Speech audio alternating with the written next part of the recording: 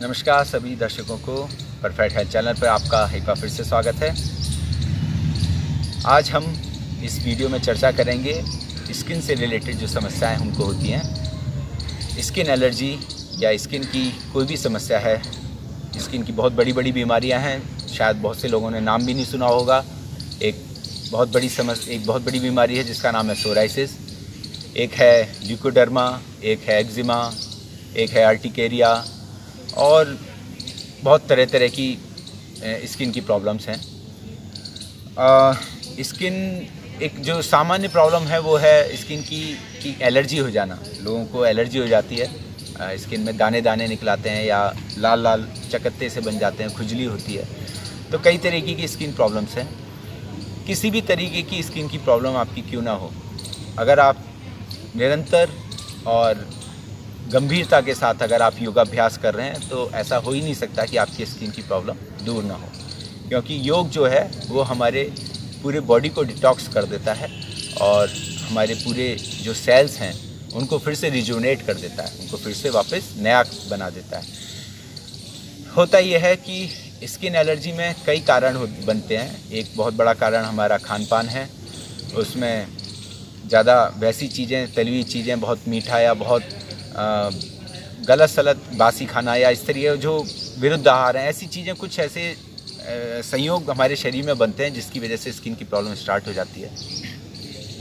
जैसे बोला जाता है कि दूध और नमक साथ नहीं खाना चाहिए, लेकिन लोग सालों साल खाते रहते हैं, फिर आगे चल के उनको हो सकता है लिकोडर्मा की प्रॉब्लम हो, लिकोडर्मा में सफ़ेद दाग हो जाते हैं स्किन में, या सोराइसिस की प्रॉब्लम हो सकती है। ऐसे कुछ विरुद्ध आहार हैं, उनकी वजह से भी हमारे को स्किन प्रॉब्लम होती है।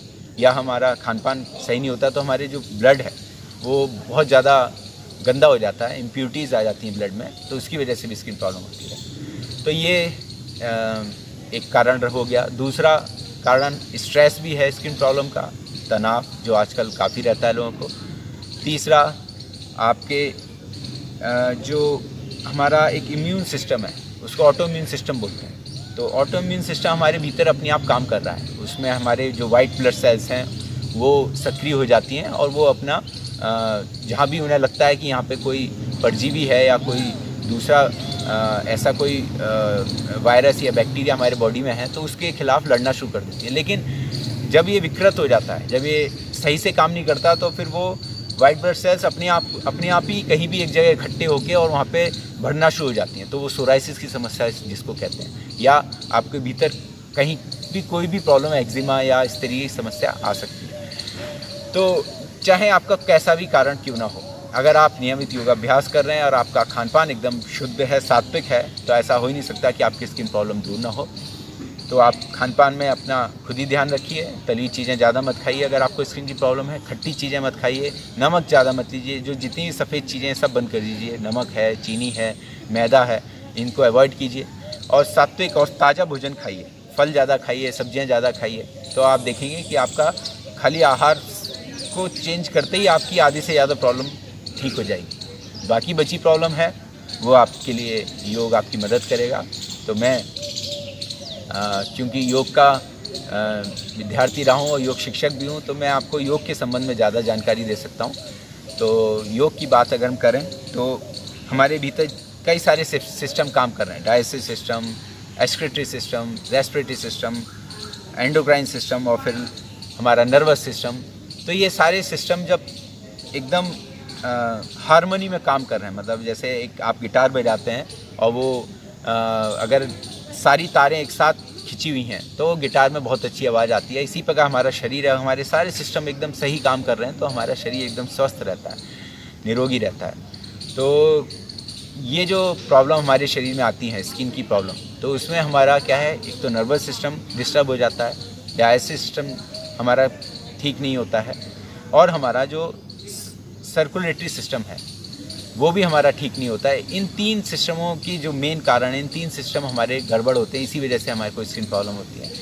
और योग इसमें बहुत मदद करता है, क्योंकि योग से हमारे सारे सिस्टम ठीक होने लगते हैं धीरे धीरे। क्योंकि कुछ योगाभ्यास ऐसे हैं जो पेट को ठीक करने में मदद करते हैं, कुछ आसन ऐसे हैं, कुछ प्राणायाम ऐसे हैं, कुछ हैं जो हमारे पूरे बॉडी को ब्लड सर्कुलेशन बढ़ाने में मदद करते हैं। तो जितने भी आसन हैं वो इसमें हमारी मदद करते हैं। और फिर जो अनुलोम विलोम प्राणायाम जो हम करते हैं तो उससे हमारा नर्वस सिस्टम जो है वो बिल्कुल हेल्थी बन जाता है। तो आपको प्राणायाम, आसन और ये जितनी भी योग की क्रियाएं वो सब आपको करनी है ताकि आप पूर्ण रूप से स्वस्थ हों। तो सबसे पहले हम आपको बताएंगे प्राणायाम के बारे में, जो सबसे ज़्यादा मदद करेंगे आपके स्किन प्रॉब्लम में। तो सबसे पहले भस्त्रिका प्राणायाम करना है।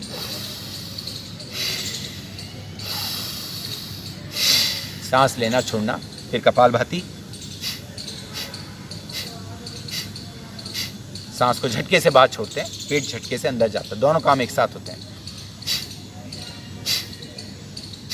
ये मैंने आपको खाली हल्का सा थोड़ा सा बताया, लेकिन आप डिटेल में इसको समझना चाहते हैं तो हमारी वीडियो इस चैनल पे पड़े हुए हैं, कपालभाति के भी, भस्त्रिका के भी, अनुलोम विलोम के भी, वो आप डिटेल में देख सकते हैं। और इसके फिर तुरंत बाद आप बाह्य प्राणायाम कर सकते हैं, और अगर नहीं हो तो डायरेक्ट आप फिर अनुलोम विलोम भी कर सकते हैं। तो एक बार बाह्य प्राणायाम करके दिखाते हैं आपको।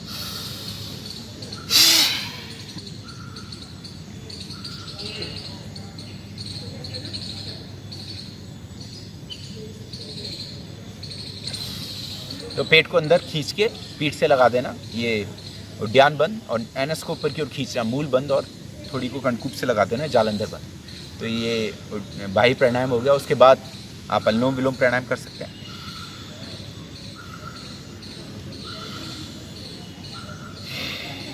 लेफ्ट से लिया, राइट से छोड़ा, फिर राइट से लिया, लेफ्ट से छोड़ा, ये एक साइकिल हुई। ऐसे करके आपको शुरुआत में 5-10 साइकिल से शुरू करते हुए फिर आपको इसको 100 बार, 200 बार, 300 बार, जितना आपका जैसे जैसे सामर्थ्य बढ़ता जाए, और जितना आप ज़्यादा से ज़्यादा करेंगे उतना ही ज़्यादा लाभ मिलेगा। योग में महत्वपूर्ण बात है, कुछ लोग थोड़ा करते हैं फिर सोचते हैं कि हम योग कर तो रहे हैं लेकिन लाभ नहीं मिल रहा होता है, क्योंकि वो ज़्यादा नहीं कर रहे होते। अगर आपको लाभ नहीं मिल रहा है तो इसका मतलब आपको ज़्यादा करने की ज़रूरत है। तो भस्त्रिका प्राणायाम 2 मिनट से शुरुआत करें और 5 मिनट तक मैक्सिमम करें। कपालभाति 2 मिनट से शुरुआत करें, फिर 5 मिनट पे पहुँचें, और फिर धीरे धीरे बढ़ाते हुए इसको 15, 20 और फिर आधा घंटा भी इसको लगातार कर सकते हैं। और अनुलोम विलोम भी इसी प्रकार आप 2 मिनट से शुरुआत करें और फिर धीरे धीरे बढ़ाते हुए इसको 15, 20 और फिर आधा घंटे तक भी इसको ले जा सकते हैं। जितना ज़्यादा पुराना आपका रोग है, जितना ज़्यादा आपका साध्य रोग है, उतने ही ज़्यादा आपको ये प्राणायाम का अभ्यास करना है। और जैसे आप टैबलेट सुबह शाम खाते हैं, ऐसे ही योग भी है, आपको सुबह भी करना है खाली पेट और शाम को भी करना है। तो ये अनुलोम विलोम, कपालभाति 2 मुख्य प्राणायाम है। ये 2 सबसे ज़्यादा आपको करने हैं अगर आपको स्किन की प्रॉब्लम है। और उसके बाद फिर आसनों की बारी आती है।